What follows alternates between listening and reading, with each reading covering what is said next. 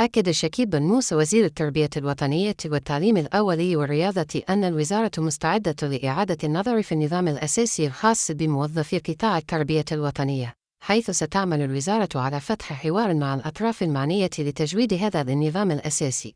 وقال بن موسى أن النظام الأساسي يواكب الإصلاح وهو وسيلة وليس هدفا في الحد ذاته. نثل بأن الهدف هو الإصلاح وجودة المدرسة العمومية، والنظام الأساسي يواكب هذا الهدف عبر استجابته للعدد من الانتظارات.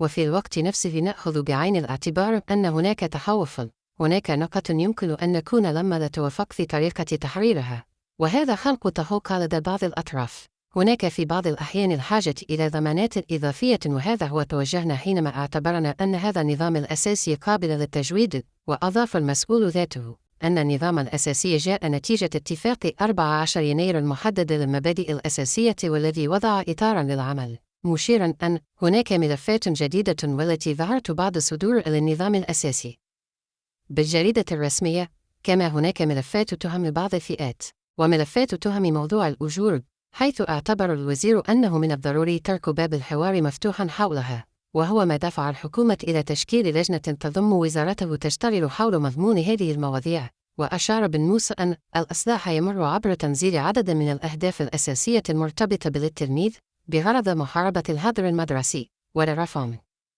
جودة التعليمات مما يدفع بتمكن التلاميذ منها، والرفع من الأنشطة الموازيات. وزاد المتحدث أن الأستاذ يعتبر فاعلاً أساسياً، وهو دور محوري في نجاح هذا الإصلاح، وهو ما سيسهم في رفع منسوب التقدير وكرامة الأستاذ ووضعيته داخل المجتمع، وهو وسيلة للدفاع ودعم هذا القطاع للرفع من موارده المالية والإمكانات المخصصة له.